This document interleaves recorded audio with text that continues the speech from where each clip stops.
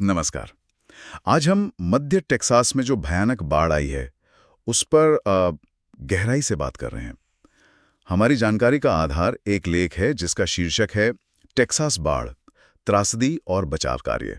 जी। हमारा मकसद है ये समझना कि ये घटना कितनी गंभीर थी, अभी क्या हालात हैं और मुश्किलें क्या-क्या बनी हुई हैं। हाँ, ये जानना बहुत जरूरी है। शुरुआत एक बहुत चौंकाने वाले फैक्ट से करते हैं। ग्वाडालूप नदी, हाँ। 4 जुलाई की सुबह जब बाढ़ चरम पर थी तो सिर्फ 2 घंटे के अंदर पानी 20 फीट से ज्यादा चढ़ गया। 2 घंटे में 20 फीट?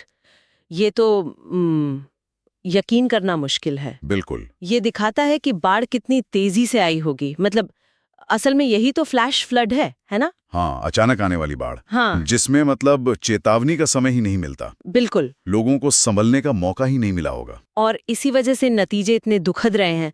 लेख बताता है कि कम से कम 82 लोगों की मौत हुई है। 82 लोग, और कई तो अभी भी लापता हैं। हाँ, और सबसे ज्यादा असर केयर काउंटी में हुआ है। वहां अधिकारी बता रहे हैं कि कम से कम 40 वयस्क और 28 बच्चों की जान गई है। ओह, ये संख्याएं, ये सिर्फ नंबर नहीं है, ये तो मतलब कितनी जिंदगियां खत्म हो गईं। सही कहा। और केर काउंटी में इतनी बड़ी संख्या में मौतें बताती हैं कि वहां असर कितना जबरदस्त और अचानक था। बिल्कुल, और बचाव का काम वो अभी भी चल रहा है पूरी तेजी से। राज्य और स्थानीय अधिकारियों के मुताबिक कम से कम 41 लोग अभी भी लापता हैं। 41 लोग? और इनमें कैंप मिस्टिक की 10 लड़कियां और उनका एक काउंसलर भी शामिल है। वो कैंप ठीक ग्वाडालूप नदी के किनारे ही था। कैंप मिस्टिक, हाँ, ये खबर तो बहुत दुखद है।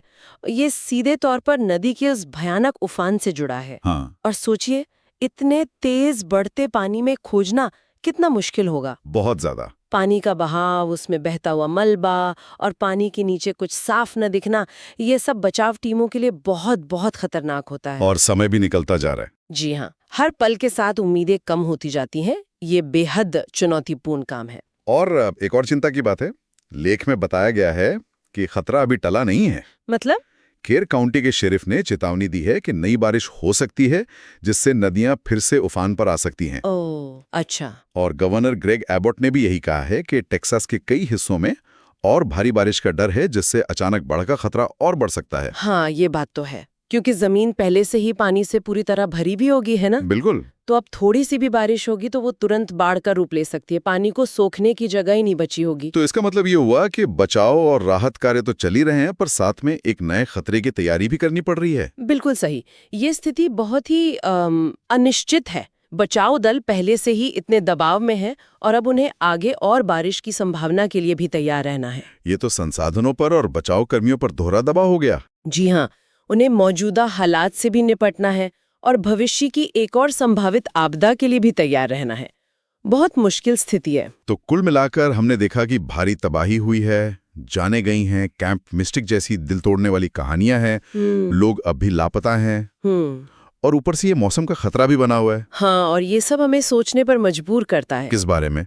कि हमारे समुदाय, खासकर वो इलाके जो नदियों के किनारे हैं, वो ऐसी अचानक और इतनी तेज आने वाली आपदाओं के लिए आखिर कितने तैयार हैं? ये तो बड़ा सवाल है। जब प्रकृति इतनी अप्रत्याशित ढंग से इतनी तेजी से वार करती है, तो हमारी तैयारी, हमारी प्रतिक्रिया वो कितनी कारगर हो पाती है? क्या हमारी जो मौजूदा चेतावनी प्रणालियां हैं या जो हमारा इंफ्रास्ट्रक्चर है, वो इस तरह की चरम मौसमी घटनाओं को झेलने के लिए काफी है? यही वो सवाल है जिस पर सच में सोचने की जरूरत है।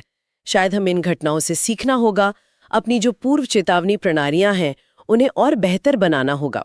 और शायद आपातकालीन योजनाओं को भी। बिल्कुल, उन्हें ज्यादा लचीला बनाना होगा और लोगों को भी ऐसी स्थितियों के बारे में ज्यादा जागरूक करने की जरूरत है। तैयारी और जो फौरन प्रतिक्रिया होती है, उसके बीच सही संतुलन कैसे बने, ये एक बहुत बड़ी चुनौती है। ये वाकई सोचने वाली बात है। खैर, चलते चलते लेख में CNN इम्पैक्ट योर वर्ल्ड का जिक्र भी है। अच्छा? हाँ, वहां पर इस बाढ़ से प्रभावित लोगों की मदद करने के तरीकों के बारे में जानकारी दी गई है। ये अच्छी बात है। जरूरतमंदों तक मदद